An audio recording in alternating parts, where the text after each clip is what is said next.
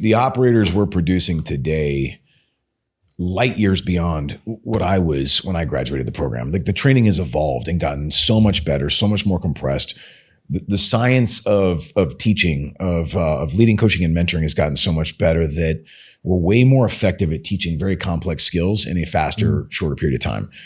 So the war fighters of today just are running circles around dudes like me from 20 something years ago, for sure. What was the challenges of, I think one of your biggest challenges of being commander of certifying or training and certifying, young to be Navy SEALs? There's a bunch. That was the hardest tour of my life, for sure. It's also the most rewarding tour of my career. Tremendous amount of political pressure. Oh yeah. Pressure everywhere. Yeah. And everyone's interested in what's going on at Buds. So everyone's always asking questions. Everyone's scrutinizing. Everyone's criticizing. So really, really difficult, but really rewarding. I've said it to dudes, I will go back and do it again in a heartbeat. I loved that experience there. I tell all the guys who are competing for the next CO job there, hey, it's worth it. It's worth it. Even knowing where it took me in my unique case, I would still go back and do it again. Incredible experience. So there's a couple things that were the most difficult for me, and it's different for everybody. But one was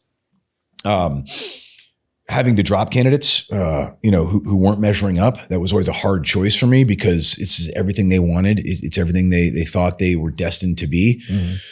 That was really hard for me to break their hearts there. You're not talking about kids. You're not talking about the ones that quit. You're talking about the ones that I had to drop for performance or character or something like that. It was always really hard because I used to say I'm an eternal optimist. I'm now more of a optimistic realist, I think. But I always hoped like we can get him there, like we can train him enough, or I can develop his character, not me. That's hubris, but we can. And just sometimes it's just like, no, dude. Some people are just who they are, and they're either not teachable, not trainable, or they don't want to evolve with their characters. So I had to drop them. But it always broke my heart.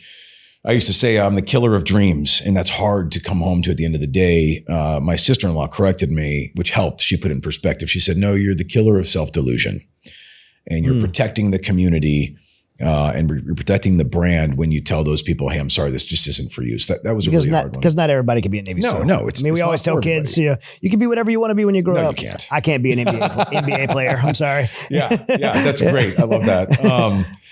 That was hard. The other thing that was hard, it was two other things. One, from a friendship perspective, it was always tough when a legacy candidate would come through. So the son of a father who was a SEAL, especially from my generation, and I knew the dudes. And so they always statistically do better.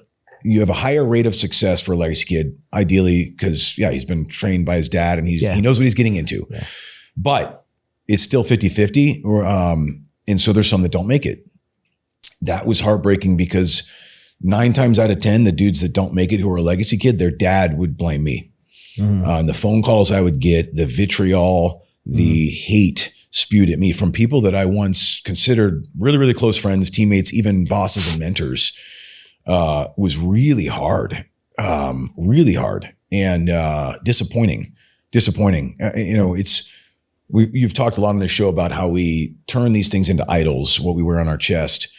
It's not what you wear on your chest that makes the man or the woman. And yet seeing some of these dads who I respected as warfighters wrap their identity into their son's accomplishment or failure at Buds, or not even failure, choice. Some of these guys were like, hey, it turns out this isn't for me. I'm going to quit. I've said before, there's no shame in that. Right. There's no shame in honor that. in trying. There's honor. And dude, you had the guts to show up in the first place. So there's no shame in choosing a different walk of life. This isn't everything. And like we said, this doesn't make the man. But seeing some of these dads turn to me and be like, you must have run my kid out of the program. You didn't like me, so you ran them out. Or you let things get out of control. That's why my son quit. It's like, no, dude. You remember going through this, 25, 30 years ago. It's hard. I'm sorry your son made a choice, but we have psychs that meet with these guys right after, peel apart that choice every time. It's clean. Hey, just wasn't for me. I was too young. I was too immature. Some of them come back through later, but either way, that was hard. That was hard because I lost some friendships over that one. Well, Jocko's son went through while you were. Yes, he did. And I wasn't going to bring that up because I know became a SEAL. He's doing really well. Yeah. I didn't want to bring that one up. You did. So because I know Jocko, and this is what I love about Jocko. We become friends over the years. I didn't know him early on in my career, but he as a dad approached this in an incredible way. Just hands off. I'm not going to be a helicopter dad. At one point he came out and saw some training and he looked at me. He's like, dang man, this looks hard. He's like, this looks a little harder than I remember. And then he paused and he said, but there's things that are not happening that used to happen also that were way harder than what I'm seeing here too. And I said, exactly. And he said, I think it kind of balances out. I said, I think so too. So he had a very pragmatic approach as he looked at it, and he never put any pressure on us. And he said, hey, my son has got to make it on his own merits. And it's interesting because there's people that will say, oh, well, when a legacy kid comes through, the instructors will try to run him out or whatever. And I was like, all right, well, I'd always pay attention to that. I'd go out and watch. And specifically with Jocko's kid, I went out once and I was curious. And I'm waiting to see, they're coming run by the boats. And one of my instructors, unsolicited by me, I didn't even want to bring it up. He's like, hey, yo, sir, see that guy? He's one of my favorites. I said, oh, why? I'm just curious. He's like, well, he's not the fastest or the strongest, but he does his job, keeps his mouth shut, and he keeps his head under the boat. He does his job. I was like, that's pretty cool, man. I respect that. And so I texted Jocko that night, like, yo, if someone said this about my kid, I'd want to know. And he's like, oh, thanks. That makes me proud. But I know he's very quiet about his son in the teams because I think he, understandably, he wants his son to have his own path. He doesn't want his dad's name to influence anything. And he's making his own way. And I respect that. I respect Jocko's position and I respect his kid for that a lot. Yeah. Not all dads were like that there. No, I'm sure. Yeah. So he's also been, his daughter's like a phenomenal jiu-jitsu competitor. Yeah. So well, that's one thing about competition. Yeah. They have to, your dad's not out there with you. You have to do it in your own merit. Jocko raised fighters. Yeah. And for the American public out there, he is everything he says he is. I mean, you see what you get with Jocko. There is no alter ego, different personality. That dude is all in all the time. He's incredible. So that was one of the other hard ones, but I was thankful that our relationship went well through that. And then the third one that was probably one of the more difficult ones to navigate, and it comes back to, you said earlier, it's funny, you called someone a kid, and then you said, well, not really a kid, an adult. So that's a problem. Yeah. That's a problem. And what I mean is, it's amazing how many people create this perception that this is Boy Scout camp. Let me give you an example. And we do it to ourselves, internal, and everyone does it external. So internal, we had this false allegation against one of our instructors. We had just started the investigation, turned out to be completely false, demonstrably, provably false. But one of my civilian employees, GS, comes storming in the office, furious, red-faced, yelling and screaming. Can you believe this crap? I can't believe that your instructors would do this to our students. This is unbelievable. These moms don't send their kids here to get treated this way. So keep in mind now, we know later all the allegations were false. He was jumping to conclusions. He was overreacting. He was speaking out of anger and frustration. And I said, hang on a minute, stop what you got, dude. You're right. Mommies don't send their kids here to get treated this way because this isn't Boy Scout camp. These are not young boys that come to this program. These are grown adults who make a choice to pursue one of the hardest jobs in the military and become a warfighter. So you're right. Mommies don't send their kids here.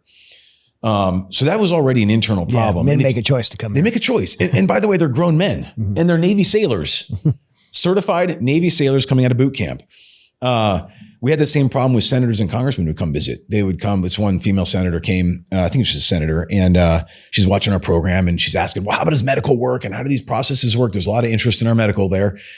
And it's clean, it's professional, it's actually world class. And so they actually had a medical emergency happen while she's there. Everything happens like clockwork, boom, boom, boom, ambulance comes, off he goes, good to go. She's like, wow, that's really impressive. What kind of changes have you made that got it to this level? We're like, we've been doing it this way for years, ma'am. That's the way we do business. And she said, wow, that's really impressive. We said, well, we know, but thank you. Then she said, okay, so at what point do you call his mother? And there was this awkward silence as all these SEALs looked around uncomfortably like, And finally the doctor spoke up. He had the moral courage to be like, hey, Senator, we don't.